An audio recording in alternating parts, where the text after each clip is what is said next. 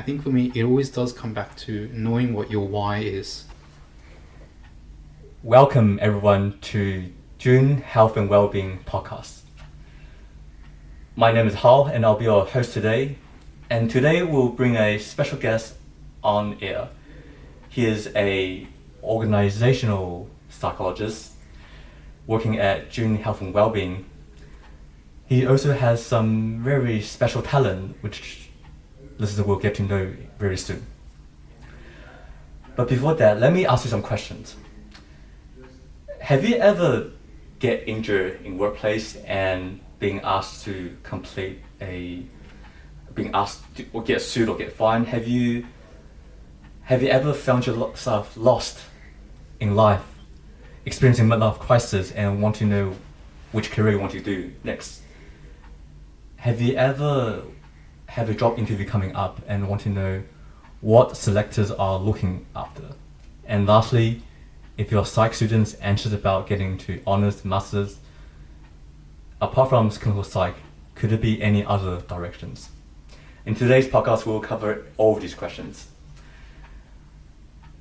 Please let me introduce James Pham. Welcome, James. Thank you, Hal, for the introduction, and hello everyone. It's good to have you on. Fabulous.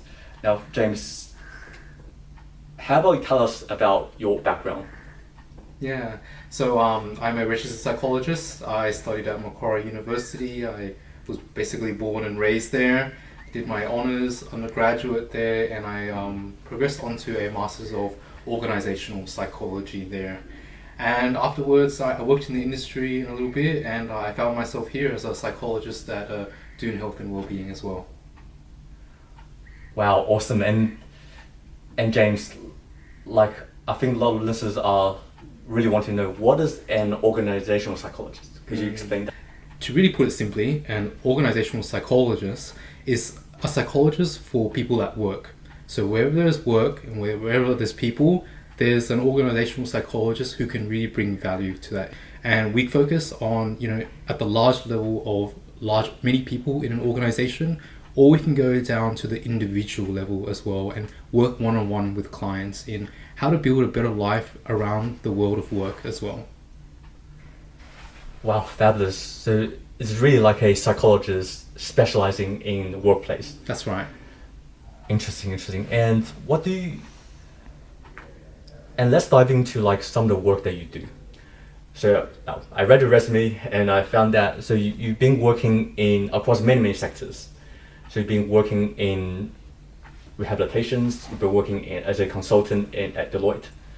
How about you tell us about your experience working as a rehab consultant? So working in the rehab consulting space, I'm working with people who have suffered an injury as a result of going to their work. Whether it be a physical injury, like falling off a ladder or injuring themselves in another way, or psychological injuries. We've worked with clients like that as well. And in my work as a rehab consultant, it's me working with the individual, working with the doctor, and also with the organization that the injury happened at, to help workers build a more meaningful life and a steadier pathway back into work as well. So say example, let's put it into context. Say I've got into a car accident. Yeah. I got a car accident and I came back. I went to the GP and GP asked me to see a psychologist due to depression. So how would you help me in this instance? Yeah. Well, I would really understand, what's going on in your mind that is really making it difficult for you to make that transition back into work. So whether it be, replaying the memory of that car accident in your mind, or feeling like you might not have worked for a long time now, and you're making those small, steady transitions back into work. We work on those and building skills around that. And sometimes people just can't return to the work that they've been doing for so many years. And so it's about building job readiness skills and the confidence again to make those small steps back into work again. So it sounds like on the one hand, it's about helping them to getting back to life in a way that you managing the emotions, the current emotion states. On the other hand, it's about building skills to going back to achieving an even better height. Yeah, absolutely. And I think those things are very intertwined. in that building skills around managing thoughts and feelings are tied to one's sense of confidence, right? And that's what is really the theme that gets the wheel turning and the ball rolling for people. Absolutely. Another thing that people may experience is, or you might heard about, is work health and safety. Whenever we go to a new workplace, your boss will ask you to read the Work Health and Safety Act and sign it. James, what's so special about this work health and safety, and what do you often see in your practice? What's important about these work health and safeties is that in every organization, there are going to be different hazards in the workplace that may lead to an injury if you're not conscious about it. So for you to go into a new organization, it's basically a briefing to say, hey, these are the hazards that may be present in this workplace, and this is how we manage it. We need you to know these things so that you don't get injured and get your life like paused basically, or even going backwards. So we want you to know these things so that we can help us manage it all together. And the work that I do, sometimes it's when that has gone wrong. Yeah, people have injured themselves in work, and it could be nobody's fault at all, but at the end of the day, it has impacted your life. So it's how we build those skills around making that readjustment again, so that you can return to a work life that you feel is meaningful to you, and also a life that you feel like you're proud to have. Wonderful. And just for some context, before the podcast, I was having lunch with James at a Japanese restaurant, and we were talking about like life and everything. And James said that he wants a life that he wants to live a purposeful life. So what do you mean by a purposeful life? And for anyone like listening to, like, how do you find a career or find a life that is enjoyable? I think for context then, I came into psychology because I personally want to learn how to live a rich and meaningful and purposeful, values congruent life. Right? I want to live a good life. And I want to build skills now to help other people do the same as well, right? So it really comes down to asking a very simple question and look, what do you care about in life? We go through the steps, even in therapy, to understand, okay, what are the qualities that we need to bring to our actions to help you live a rich and meaningful life? And at the end of the day, it comes to knowing what you care about. So it could be your values of independence, of a challenge, being in nature, and then working our way back to manage, okay, what are the behaviors that we need to do in order for you to live this rich and meaningful life, right? What's getting in the way of that now? And then we build skills to manage what's getting in the way of that, so you can do those behaviors and live that life that you want to live. Yeah. Fabulous. Thanks for sharing that, James. And is there any like small tool that listeners can do together with you? Let's say for any listener who is experiencing a bit of midlife crisis or wants to have a career change, what are some things they could do? What are some questions they could ask themselves? Yeah, I think firstly it starts with really validating and normalizing that experience, right? Let's say, for example, it is that midlife crisis, and you're having that at this point in your life. Something triggered that, right? And it was triggered because it means something very important to you. But sometimes we find that these feelings of maybe being a social comparison, let's say, for example, right, is what's getting in the way of us being able to do anything about it. So in psychology, we actually learn those skills to manage that. Okay, social comparison is something that is part of the information that we're using to say, hey, like, I want to live a good, purposeful life, and I feel like I'm not there yet, right? That social comparison is an indicator of that, and that's really important information. So in theory, we build the skills to say, all right, you're having this feelings of social comparison. How do we manage these feelings so that we feel like we can have a bit more control over what we need to do to live a better life, right? And it's a lot of theory behind this very simple thing that I'm going to say, but to literally just take a breath in that moment is something that's very understated. Because when you take a breath into that feeling, if you feel social comparison in your chest and it feels tight, right, there's nothing that you can ever do to get rid of that feeling. I couldn't pay you enough for you to get rid of that feeling, right? It's something that we actually have to live with, and something we have to coexist alongside of. right? So when we choose to expand the area, by breathing into that feeling, suddenly you might feel like you have a little bit more control over what you need to do. And therein lies the work that we do in psychology. And now we start talking about, okay, with this extra control that you have over your hands, your limbs, your legs, where do we want to dedicate that to now find out what it is that this part, your midlife crisis, what is the most important part that you need to figure out? And that's basically a small thing, but a very big thing in psychology. Oh, absolutely amazing. Yeah. So it sounds like, again, to bring back to what you do is you manage the emotions of the state, and then you build the skills. In this context, you're building the skills of like being present, right? Being mindful, and then once you've been mindful, you then find your value, find direction. That's right. Yeah, it's the mindfulness helps you create space around a feeling that might make you feel trapped, right? And with that space, now we can start dedicating ourselves that help us move the dial a little bit closer to our values and the things that we care about. Wonderful. When you're working as a consultant in Deloitte, were you working as in HR in that time? Yes, it was a form, like it was a team within HR, but it was around workplace transformation. And that's basically to say, how do we at a large scale help our people align with their values to contribute to the organization? And how do we show up for that in the systems that we have in place, in the projects that we have, and what we teach our leaders and what we teach the leaders to tell to their team as well. So we, organizational psychologists and people from having a background in that, they will understand on the individual level what they need, and then on a larger level, the team, their leaders, and also the business as well.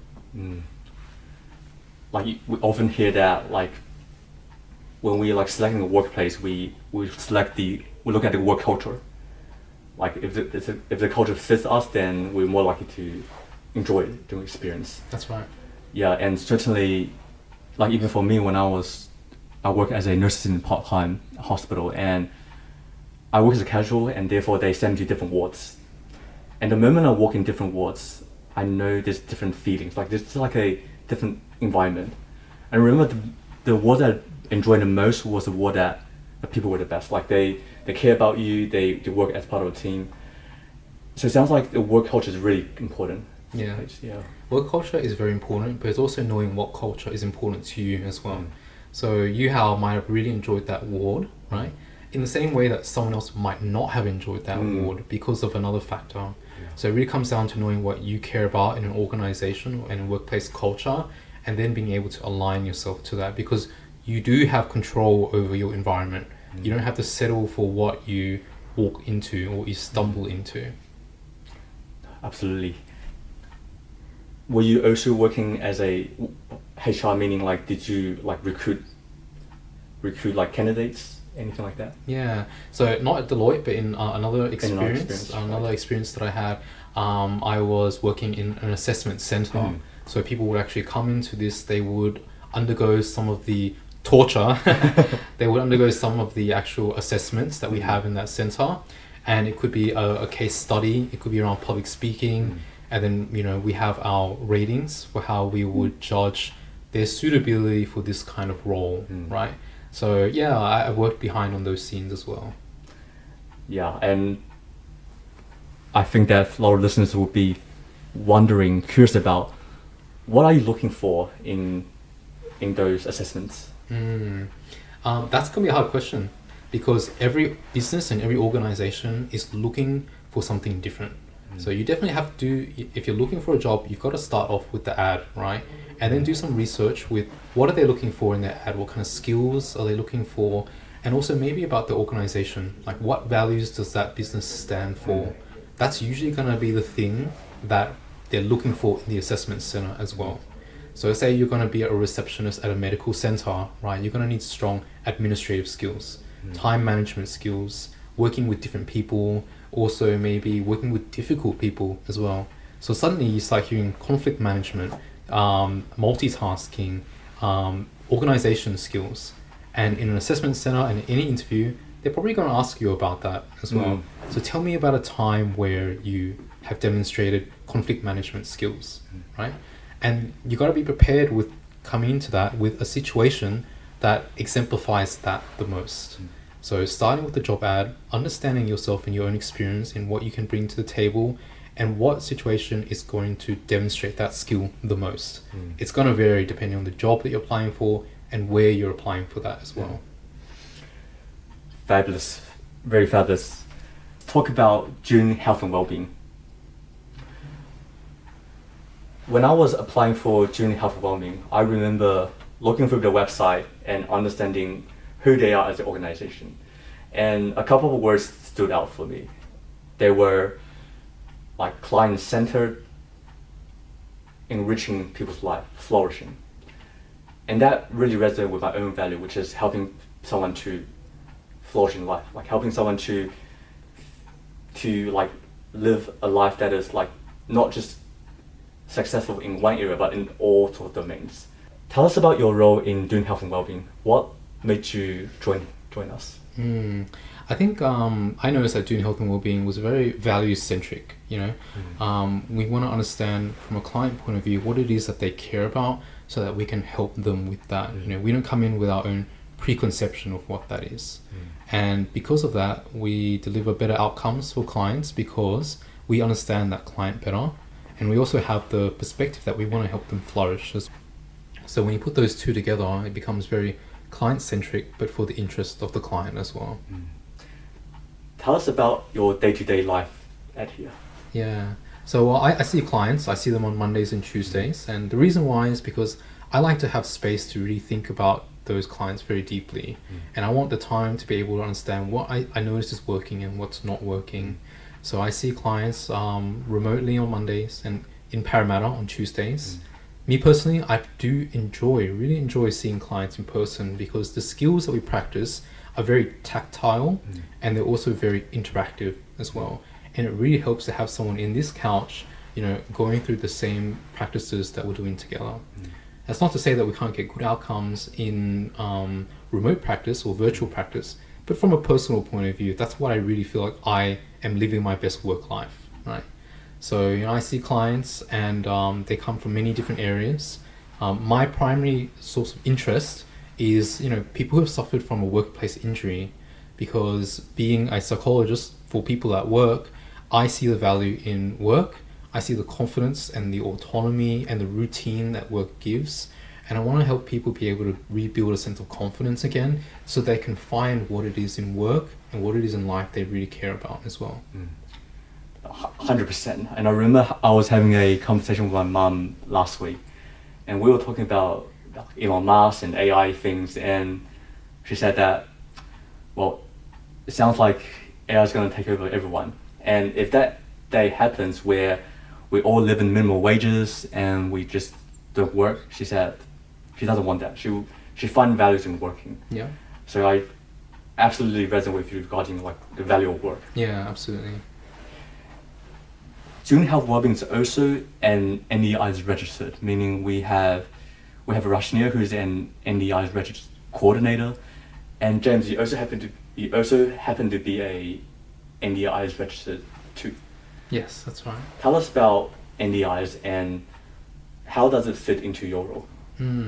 So, we see clients of many different presentations and they come from many different places. So where work cover could be one place where people come with a similar presentation.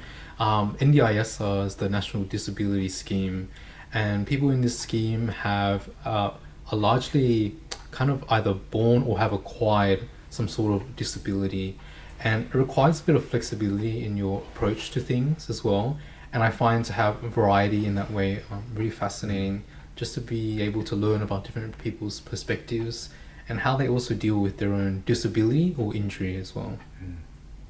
Wonderful. Well, absolutely. I was talking with some other interns last week regarding like autism, ADHD, and it seems like this is being on the rise, right? Like we're probably because we have more, not only because of like social media and everything, but also because we are more aware of it. Like a lot of people, when they grew up, like now they become adults, they go back and do a assessment on ADHD. Yeah. Did you see any clients with ADHD or autism? Have you? Personally, I haven't. That's not really my area of expertise. I like to, like, as a psychologist, it's really important that you do stick into your area of expertise. And I really like working with a working population and those who have undergone injury as well. So that's definitely things that other psychologists that do in health and well-being have gone through and are very good at as well. Now, I've been a intern at doing health and well-being for past 6 weeks, and one of my tasks was to do partnerships with nearby GP centers, physiotherapy centers. And when I was speaking to them, a lot of them were really interested in James' work. And I was always curious about, like, James, like, how do you think organizational psychology could fit in? Like, how would you earlier mentioned about, like, collaborating with, like, physios, like working as part of, like, an integrated healthcare team. Yeah. Could you elaborate on that for us, please? Yeah. So organizational psychologists and those who have a background in organizational psychology, we don't look at things just by the individual, right? The type of work that I do, you know, it's just not you and me in this room, but you and me in the world, right? So when you walk out of here, you know, you're going to interact with your doctor, your physio, with any other treating practitioner, and I like to work with that broader area as well. I think that's much better for the client, much better for my also working life too, that we are all integrated in that way. So I think, you know, people with this background have an appreciation for the larger and the bigger picture. So collaboration is one of the hugest things that I try to stay across, and keeping people updated, and also kind of building a case for how we all progress and help you live a richer life is one of the key focuses that I have. Yeah, James, I can hear that you have a big picture focus, where that earlier you mentioned that as a organizational psych, you're dealing with, like, at a personal level, also at, like, a bigger scale, right? Like, you're looking at how not only your own how you being influenced, or how you influence your own work, but also how the surrounding environment influences you too.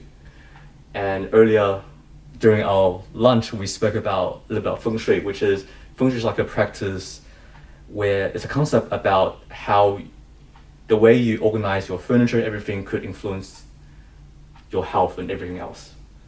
And it's all about like organization, right? How organization works, how you organize things. Yeah. I think feng shui for me is a bit of a side interest to psychology, but it's very much intertwined. You know, feng shui is about a person exerting themselves onto the environment to build an environment that works for them, right? That's the key thing about that, and it's the same thing about psychology. How do you exert yourself over the environment to have that environment work for you? And I just love how there are so many ways to show, like, the same philosophy, you know? And, you know, even if you think about your laptop right now, how is that laptop serving the way that you want to do work? That's also a very organizational psychology thing as well. So it's not just in the furniture, the chairs that you sit on, but the laptop, the system, the way that you use Facebook, the way that you use Instagram, all of that has an element of thinking about how you're using this and how that thing is serving you as well. Interesting, James. And that sounds like even things for, like, ergonomic designs, and even like the way they design our app, like how they, like, interface. Yeah. And now we're talking about UX interface. Is that all linked? Absolutely, it's all linked, and it's also linked with injury as well. So you see now, you're starting to see maybe all of the dots being connected, and how important is psychology is, but also workplace psychology, which is what I'm very interested in. And to use a very simple example, you know, like ergonomy, right? The psychology of being able to use a mouse, right? Sure, your mouse could be designed very basically, but imagine using that mouse every day for the next 20 years of your working life. You know, what might happen to the fingers that you're using and the hand that you're using on this mouse over time, you know? So how can we design something like this that suits long-term use and prevents injury, maybe not now, maybe not next year, but 10 years later on, when you're actually older, more fragile, but very experienced as well. Amazing, like, totally amazing. Like, like this is just mind blowing. Like the thing you say is like it sounds simple, but like it does impact your life a lot. Like, Yeah. thanks again for sharing this. And then now let's dive more deeper into like your work in practice. The first one is ACT, which stands for Acceptance Commitment Therapy, and the second one is Cognitive Behavior Therapy. Abbreviation is CBT. Could you tell us about what these two are and how do you use those in your... Yeah. So acceptance and commitment therapy is a form of active therapy. It's not acceptance passive therapy, right? It's about how we can commit ourselves to behaviors that align to our values that help us live a rich life, right? That's actually the process. Sometimes what people find gets in the way of that is feelings and thoughts and cognitions, the way that we think. So a lot of the times, people come into therapy and they think, I want to reduce my feelings of anxiety. I want to reduce my feelings of depression, right? And that's really hard to manage, first and foremost, right? But let's just say, I sometimes say to my clients, I have a magic wand right here, right? And I can do that for you, but now you can't care about anything, right? You no longer care about anything, but you can also feel no pain too. Would you like for me to cast a spell on you? And a lot of clients, they don't want that. And I'm happy not to do that as well. Because where there are good things, there are bad things. I think I'm so smart. Oh, but this time you were so silly. You were so, you were not very smart then. Oh, I feel confident in myself today. Oh, I don't feel confident in myself the other day. Where there's a positive, there was a negative, right? But the idea is to hold that, to be able to hold that very light and say, yes, my mind is going to wander. It's going to say these things. It's just helping me in some way. It's trying to draw me to something I need to learn more about, something I need to address, something I really care about, right? It's to be able to hold that lightly enough to say this is important, but also not have that consume us and get in the way of what we're trying to do. So we build skills around how to hold that lightly, and then we discuss what do we do with that later. And if we don't know what to do with it, there comes the work in identifying what is it that you care about. So there really is a pathway towards everything. It's just about bringing a willingness to be able to give something a go. Absolutely. And like in life, we always, there's like so many different choices and directions. If we gain something, we will lose something. And sometimes it's just really about like knowing those things and then taking one step at a time. Yeah, it's having the awareness and then also having the willingness. That's really the key things. And would you say that willingness, that's where the acceptance comes from? Yeah. Acceptance. Yes, a big part of the acceptance is not so much, it's not about accepting the reality that you have as being like that's it. But it's about coming to terms with, yes, like I accept good and bad thoughts will come, but they don't have to drive how I act, right? Because how I act is what I decide to do after that. That's the key thing about acceptance. And to me, that also sounds similar to like a bit of meditation, mindfulness. Yeah, absolutely. Because mindfulness, building skills around mindfulness, it's not so much of a philosophy, but in therapy, it's actually a skill, something that you practice. It's learning those breathing techniques to recognize that, yes, like this feeling of anxiety, social comparison, it shows up in my chest area as tightness, right? But I'm using this skill to expand around that, both mentally and physically as well, that there is room that I can use to better my life as well. That's how we use mindfulness in ACT. All these different ACT techniques.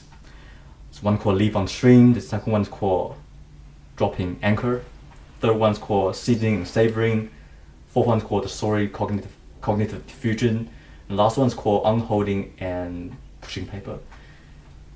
Could you please show us any one of the techniques so that we can follow one? Yeah, actually, maybe I'll do it with you as well. Sure. Now, huh? Do you want to turn to a blank page on that piece of on your notepad there? Absolutely. Just any blank page, right? And you can also do this at home as well. This is the pushing paper analogy, and it's a very key part of what we do, right? So on that piece of paper, I'd like for you to imagine all the thoughts and the feelings that you might have that you feel like might be getting in the way of you trying to achieve and have the life that you want, right? For some clients, it could be, you don't have enough experience, or you're too dumb for this, or you're not worthy for this. It could be frustration and anger. And whatever it is, I'd like for you to hold it out in front of you, just like that. Straight out, just like that. With your hands. Four hands straight up. Yeah, like that, right? Okay, I want to get you to do this for the next half an hour. Okay? How do you think you feel after that? I'll be sore everywhere. You'll be sore everywhere, right? Okay, now a lot of people, they try to push these feelings away too, right? They're trying to get rid of it. So go ahead, give it a try. Push it away. I think you're not pushing hard enough. Right? You really need to push it away from you. I'll push away. Yeah, push it away, right? Like this. Yes. And after half an hour, I'm sure you're going to be exhausted as well, right? So let's just say, for example, on this wall now are all of the things that are going to help you live a good life, you know? You might see, you know, learning more about psychology, learning more about feng shui, going in your travel plans, and even very simple things like driving a car, grocery shopping, you know, just your very basic human daily living things. How easy it is for you to do that with what you're doing right now? Very difficult. Very difficult, right? You're gonna have a very hard time with any one of those things. And you know, when we hold our thoughts and our feelings like this in front of us, even if you're trying to push it away and get rid of it, how can you possibly engage with all of this, right? So in therapy, we're trying to learn skills, right, to be able to now get that piece of paper and place it onto your lap now. How are you feeling about that? Much more relaxed. Yeah, relax. Relief. Yeah, relief. Yeah, and now if you just leave it there on your lap, what do you think? Can you do stuff with your hands now? Yes, I can. Yeah, you can drive a car, you can hug your friend, you can do anything now, right? And that skill, being able to say, yes, it is real, it is here, and place it on our lap, but then free your hands up to do the things that are meaningful to us, that's the goal. Like, that's what we do in every single presentation of psychology. It's how we get there, that's the practice and the experimentation that we need. But that analogy is how I used to carry the imagery of what we do in our work together. Yeah.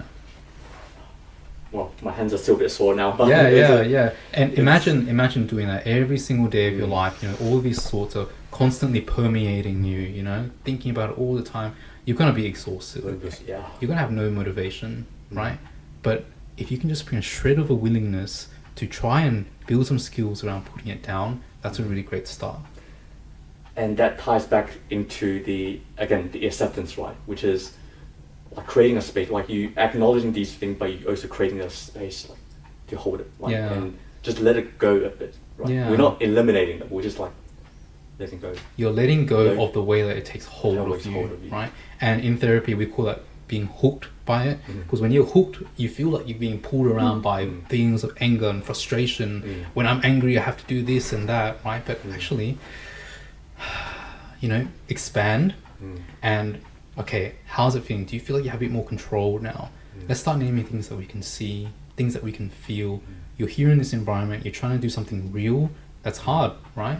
But we start small in that way, and you build up more freedom to be able to do things that you care about, right? So it always, you feel like I'm repeating myself, right? But that's what it takes for you to be able to get to that point. It's all about learning about the skills, the things that you care about, and then how we can get there. Yeah, absolutely. And this also reminds me of Tai Chi, and Tai Chi is like you might see people in the morning doing like, especially like people doing like really slow, gentle movements. And Tai Chi is like a philosophy where that instead of like pushing your opponents away, you actually, what you can do is you let them take in, and then you slightly turn your body away. So if someone's who's really big coming into you right in front of your face, rather than you're gonna go against them like a footy player, go against them, you can simply shift your body away. Yeah. So, or you using your force to push them away. Yeah. I reckon it's like a similar concept where you don't want to fight against it, you want to make it work for you a bit. That's right. Yeah. It's the same thing. Like, you know, I talked about these feelings as being an indicator. It's information, right? So how do we take in that information and say, yes, that's important to us, but here's how I'm going to redirect it to make my life a better one. Yeah. Well, this is getting excited. And next, there might be some of people wanted to become a psychologist, or it might be some psychology students. Per se, me, I am one of them. Tell us about like, what was it like going through the psych journey? Like we always hear about psych is really like competitive. What was your mindset during that time? My mindset is, I think for me, I think I always had a bit of org psych in me, even if I didn't realize it. Right?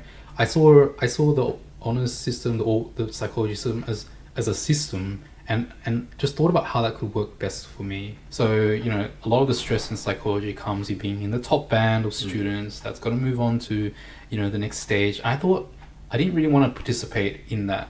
I just want to do the best I possibly can and learn as much as I can and see where that takes. So I didn't find myself, you know, hiding my notes, or, you know, I went in there trying to make friends, trying to build a network, trying to learn what was interesting to me. And if it ever came to, you know, feelings of social comparison, say, yes, that's important to me, and that I'm just going to keep dedicating myself to the study and what I find to be enjoyable.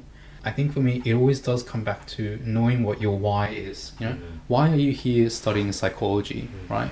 And that's going to really help you pull through all of those hard moments, those times when you're having to meet a certain band, or, you know, having to compete, let's just say, right? That's going to carry you through understanding your why, because that why doesn't really change. Because I was willing to accept I wasn't going to be a psychologist if I didn't make the marks, or there are other pathways to get there as well, because my why, it didn't change, right?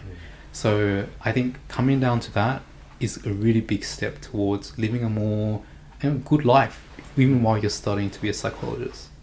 Yeah, like absolutely. I 100% resonate with this, because I've experienced so many burnouts throughout the past 2 years, and often enough that's only just because, not because I want to become the best, but rather because just the competitive nature, like you want to get a certain mark, certain grade, and you push yourself way beyond the limit. And at one point you think about, why am I like even doing this? And then I realized, now I really have to think about the why, like why I'm doing this in the first place. Right? Yeah. I think that why is important, because now it's not even about social comparisons or about a mark, you know what I mean?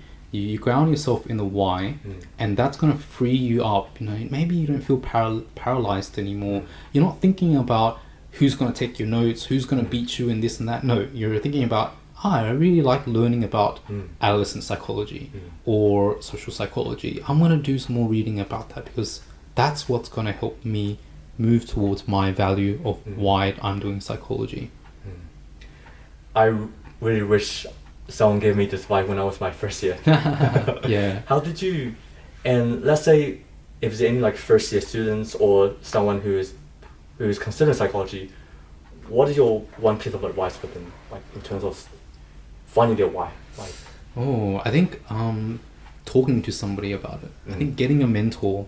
I've always had a mentor, and I actively searched for one if I had questions that I couldn't answer myself. Even at one point, Headspace had a program for mentors, right? And you just sign up, and then they link you up with someone in an organization, and they talk to you every week. That's how I got my LinkedIn to be pretty strong. It's a good CV, it's a good portfolio, and it actually started there. I said, hey mentor, like I want to, you know, make myself competitive out there in the world when I enter the world of work. You know, what's a really great way to be able to do that? And it was LinkedIn at the time. And that was probably my first year of psychology as well. And when when that program finished, I looked for another mentor. I found it in my high school mathematics teacher. And all of a sudden now, it's just not, you're not looking for, you know, mentors with wisdom and experience. You're actually looking to learn from anybody that has wisdom that they would like to share with you. So I was always open to hearing and learning from people's experiences. So reaching out to grades like year groups above, reaching out to friends who have gone through this, I find to be very helpful in having my questions answered and anticipating and expecting what's at the next stage and what do I need to do well in that. Yeah, I highly agree, like with this, like regarding like a mentor, like a lot of people who I spoke with, whether they are like doing their own business or whether they just in a normal career, they all spoke about the importance of having like a mentor, because a mentor is someone who have like life experience, someone who have been there, and they can give you some like advice, and they can even give you some perspective that you may not have, or you may not see the importance right now. Yeah, absolutely. Yeah. And how was masters for you during that time? How was your master's degree, and what did you learn? I enjoyed my master's degree, and I learned a lot about organizational psychology and the different areas that it can play in. The reason why I enjoyed it was because it didn't become about the marks anymore, right? It became about, for me, it became about knowing my cohort, my friends now, and my network eventually, and learning about the experiences of my professors and lecturers. It became more about the environment, right? And the learning definitely came as well. For me, I also enjoyed masters because of the placement opportunities as well, like really being able to get into a business and learn about how psychology plays out in there and the different ways that it can play out in there. And also just exploring what my interest was later on as well. So what was your interest during that time? For me, it was around coaching. Coaching. I loved coaching. I loved working one-on-one with people to help them live a rich life. So I think I just wanted to give back, like I always had a mentor, and I'd love to be some sort of a mentor, some sort of a coach to other people as well.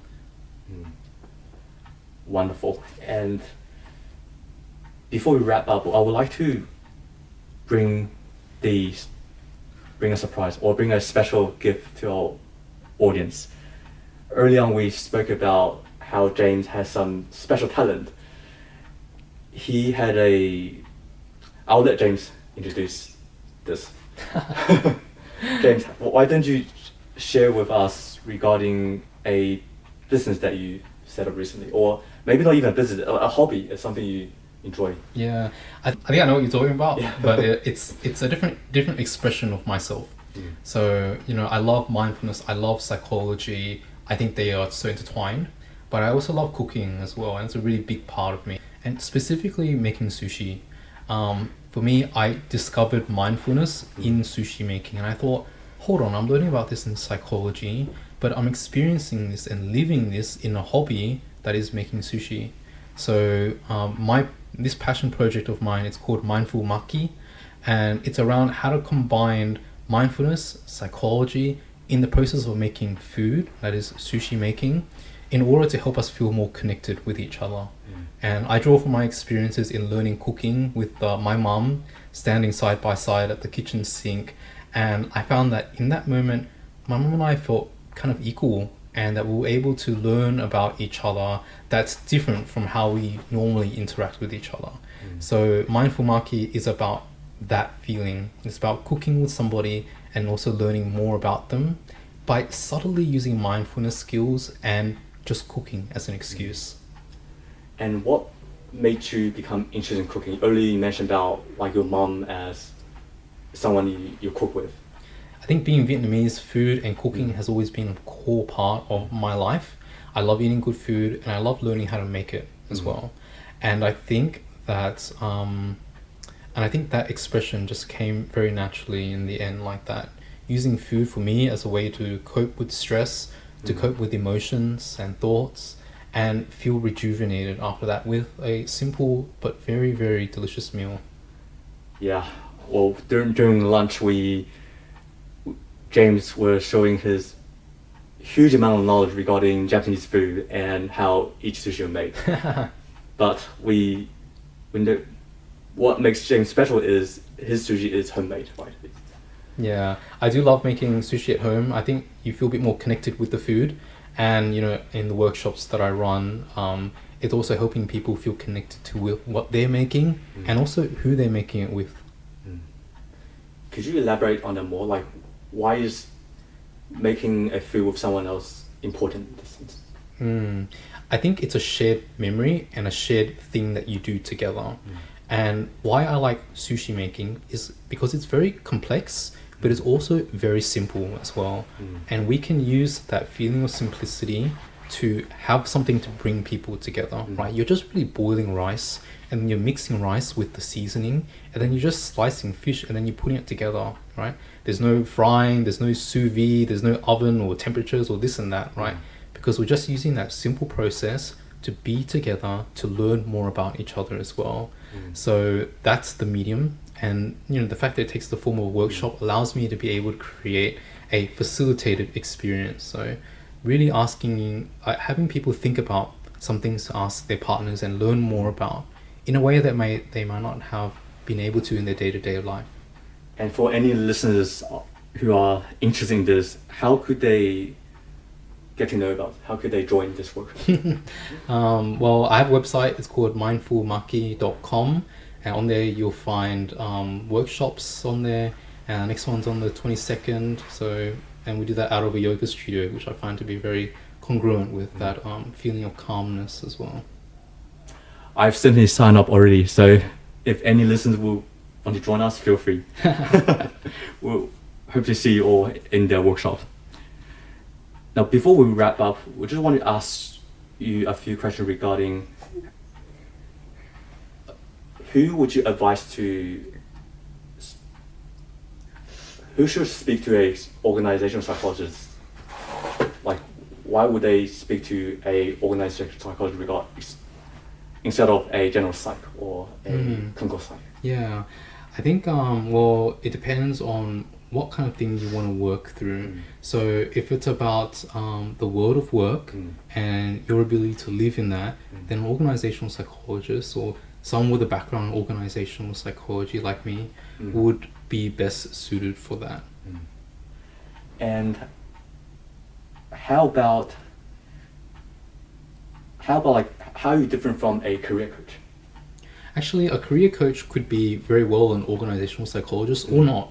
So we definitely do help people with career coaching as well. It just depends on what you're looking to get out of therapy and also that clinician's interest. A large part of the times they do have interest and skills in being able to provide career coaching too. And as a psychology student, first of all, thank you so much for sharing all these wisdom. I wish everyone out there could really take on those wisdom regarding how do you find your own values when you're going through the psych journey, and again and think about what your interest what's your interest in this area, and also how could you use those psych principles to manage yourself, not going into burnout or anything like that. And do you have any final advice for any psych students or for anyone who would like to become a psychologist? I think the final advice is something that's unsurprising. It's really knowing what your why is and to not stop searching for that. I think that's really important. Yeah, well, today we spoke about James, how this journey of becoming a organizational psychologist, his work in different organizations, including student health and well-being. We particularly focused on finding the why, right? Finding your own values, what's something that drives you every day to wake up. And so we also spoke about acceptance commitment therapy, which is about accepting something and taking a space for it, holding it for it rather than eliminating. And lastly, we learned about mindfulness eating or mindfulness sushi making, we'll say, and how that would help people to just feel more grounded, more mindful, and even get to know about themselves and others, especially when cooking with someone else. Yeah. James, with all my heart, thank you so much for coming here today. Yeah. It's been a really great pleasure. Thank you. It's actually my pleasure as well. It took a lot for me to be able to learn these things, and it gives me a lot of satisfaction to be able to impart some of that. And if it even helps one person, that would have gone a very long way. I remember in my first week of placement, I heard a lot of things about James and once I got to assigned to helping with clinical notes and everything, I realized, wow, he's such an interesting guy. And I finally after 4 weeks to get to know, sit down, have lunch with him, and also talk about this. So once again, thank you so much for your time. I really appreciate it. Thanks, Hal. My pleasure. Thank you. Thank you everyone for joining in today. Thanks very much for joining. If you can find us in we'll publish this in YouTube and also in Spotify. like Instagram, Facebook, anything. And if you want to know more about June Health and Wellbeing, I'll put the link, website link, and also the phone number down below. And I also put James' website and his Mindful Marquee website over here. Yeah, down sure. too. Thank you. Awesome, thank you. Thanks, James. All right, catch you everyone.